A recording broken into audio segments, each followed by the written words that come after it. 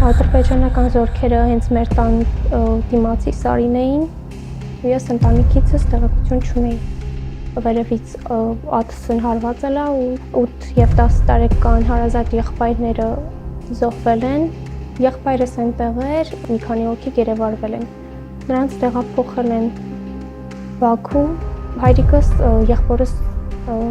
գտել է ռուսական ռազմաբազայում։ Ադրբեջանցի մի զինվոր մոտեցավ ինձ նայեց, ծիծաղեց ու լցրեց գիրկս, ավելի լավ է սոված լինես, քան թշնամու ձեռքից մի կտոր հաց վերցնես։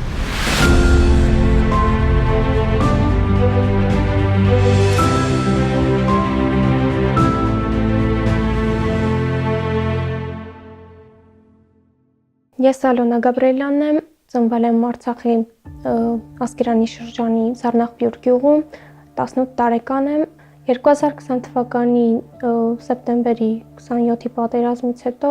Զառնաղբյուրը ևս սահմանամերձ էր, հարակից Վազգենաշեն գյուղը Ադրբեջանի տիրապետության տակ էր։ Ադրբեջանական զորքերը հենց մեր տան դիմացի Սարին էին։ Գյուղում արդեն դժվարացել էր անասնապահությունը, նաև հողագործությամբ զբաղվելը, նրանք անընդհատ կրակում էին մարդկանց վրա, ինչպես նաև կրակում էին գյուղի վրա։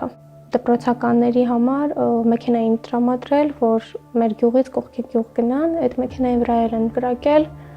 բայց էլի համակերպվել էինք, արդեն սովորական էր դարձել, լուր մենք գոյատևում էինք, անգամ դիմանում էինք սովին, մահեր էին գրանցվում Արցախում բլոկադայի ժամանակ, դեռ չծնված երեխաներ կային անգամ ու անգամ չէինք մտածում Արցախից դուրս գալու կամ առհասարակ գյուղից դուրս գալու մասին։ Կարևորը մենք մեր տանն էինք, մեր հայրենիքում։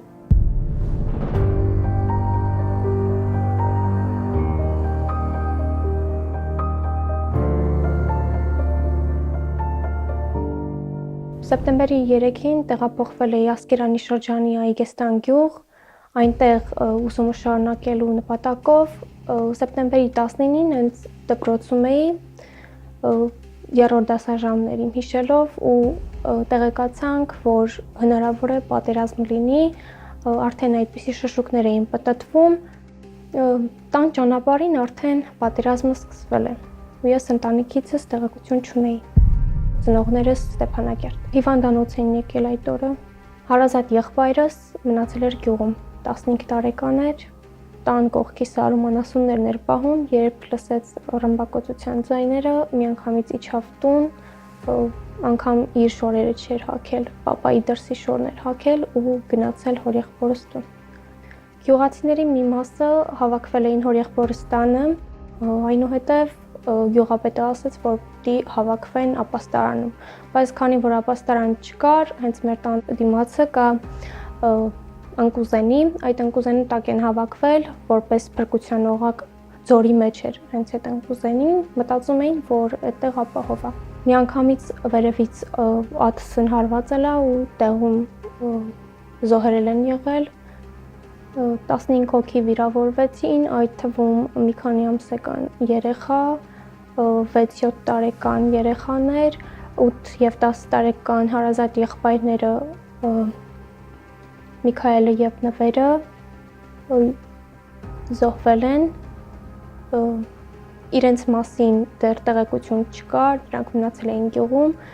երբ արդեն պետք է փրկարարական ճոկատամտներ գյուղ, այնտեղի մնացած բնակիչներին հանելու նպատակով գտել են հարազատ եղբայրների դերը։ Մի քանի հոգի էլ տենց թեթև վիրավորումներ են ստացել, տեղափոխվել են Արևիկ մանկական բուժմիավորում, նաև հորեղբայրս, հայրիկիս ընկերը վիրավորում են ստացել, տեղափոխվել էին հանրապետական հիվանդանոց։ Եղբայրս այնտեղ էր, իր ընկերը նույնպես զոհվել է։ Դավիթ Ալեքսանյանը 2008 թվականի ծնված։ Երբ արդեն հստակ որոշված էր, որ ես պետք է գնայի Այգեստանի դպրոց, այնտեղ սովորել նպատակով, գյուղի երեխաներին հավաքեցի գյուղի աղբյուրի մոտ, խարույկ կազմակերպեցինք, Դավիթը ասաց հենց բլոկադան ավարտվի, այս նույն տեղում պետք է սեղան գցենք ամբողջ գյուղացիներին հավաքելու համար։ Իր տատիկն էլ ասաց, որ ես ձեզ կօգնեմ անպայման, կերակրատեսակները ես եմ պատրաստելու։ Այդ հույսով ես տեղափոխվեցի Այգեստան, որ գալու եմ ու բլոկադան ավարտված է լինելու, բայց ցավոք Դավիթն էլ իր տատիկն էլ զոհվել են պատերազմում։ Գլխի հատվածում ծանր վիրավորում էր ստացել, հետո որ տեղափոխել են հիվանդանոց, այնտեղ մահացել է։ 3-4 ավտոմեքենայով, ինչքան հնարավոր էր վիրավորներին, երեխաներին տեղափոխեն, տարել են մոտակայքում գտնվող ռուսական ռազմաբազա, որտեղից էլ տեղափոխվել են արդեն Իվանյանի ռազմաբազա։ Բայց շատերից տեղեկություն չկար, մտածում էին, որ դրսից օգնություն կգա, դուրս կգան, 3 օր հետո արդեն տեղեկացանք, որ մի քանի հոգի գերեվարվել են եւ տարել են Բաքու, այնուհետեւ այդ գերիների մի մասը հետ են վերադարձել։ Հորեղբորս կինն էլ էր գերեվարվել, նրանց տեղափոխել են Բաքու, այնտեղ նրանց լավ չեն վերաբերվել, չնայած ցույց էին տալիս, որ լավ են վերաբերվել, բայց չէ, առողջական խնդիրներով էլ են մարդ վերադարձել։ Տեսախցիկի առջև նրանց լավ էին վերաբերվում, մի կտոր հաց էին տալիս, բայց տեսախցիկից այն կողմ անգամ հարվածում էին նրանց ու կապ չուներ իրանց դիմաց կիներ կանգնած թե տղամարդ։ Հայրիկս եղբորս գտել է ռուսական ռազմաբազայից։ Պատերազմից առհասարակ չի խոսում, իր կողքին էլ չեն կարողանում խոսել։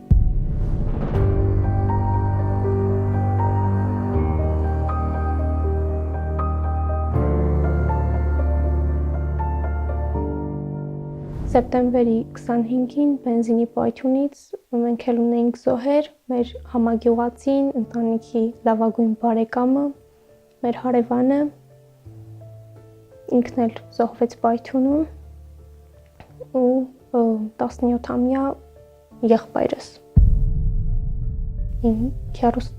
տղան ինքն էլ զոհվեց։ Քանի որ լուր չունեինք նրանցից, մնացինք մի լուր գտնելու, բայց ապարդյուն էր,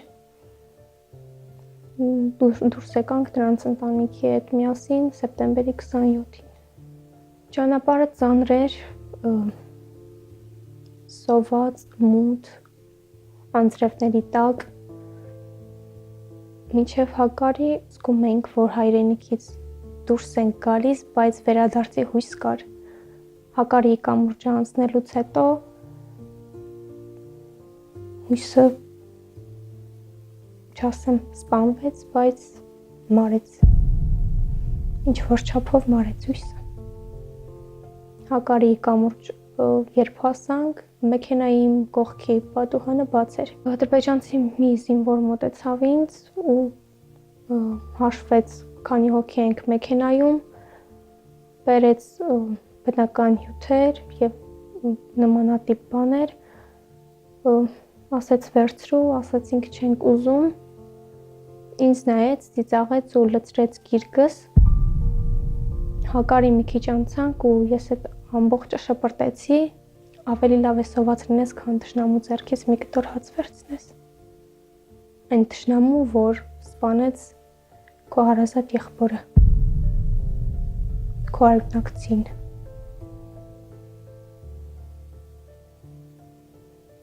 Ես ունեմ գիրք գրած վերքի ու ելքի երկիր վերնագրով, միշտ ամեն վերք տեսնելուց հետո ես ելքեր էի փնտրում, բայց սեպտեմբերի 19-ի պատերազմից հետո գրքի լավատեսությունը շրջվեց։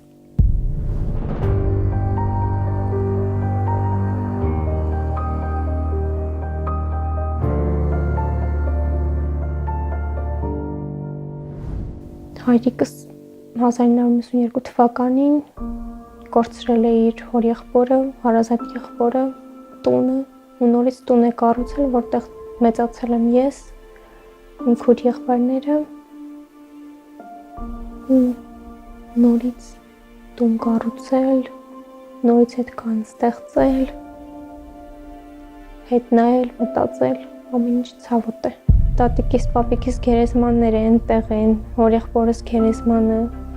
տունը մեր ստեղծածը, ամեն ինչը գյուղում մնաց, անգամ տանը վերջին հրաժեշտ չտվեցինք։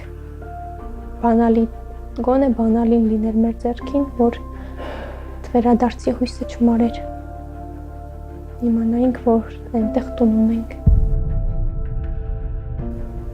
Ամեն օր քնում ու արթնանում եմ Արցախում։ 10-ի ժամանակ Արցախում եմ։ Տուն եմ գնում, Արցախում եմ։ Ամեն օր Արցախում։ Ես կարոտում եմ Արցախը ու շատ եմ ուզում նորից վերադառնալ։ Այնտեղ ինձ եղբորս շիրմաքարն է սպասում։ Ինքը զոհվեց 2020 թվականի հոկտեմբերի 19-ին ու արկավորվեց եռաբլուրում, այնուհետև նորից տեղափոխեցինք Այգեստան, հայրենի գյուղ։ Ու մնաց Արցախում։ Եթե վերադարձի հնարավորություն լինի ու ադրբեջանական զորքերը Արցախում չլինեն, առաջին վերադարձողներից մեկը ես կլինեմ։ Այս պայծրությամբ մենք Հայաստանում ենք ու այս պայծրությամբ էլ չենք մտածում Հայաստանից դուրս գալու մասին։ Մենք Հայաստանի մի մասն ենք ու պիտի լինենք հայրենիքում։ Եթե ոչ մենք, ապա ով լինի հայրենիքում։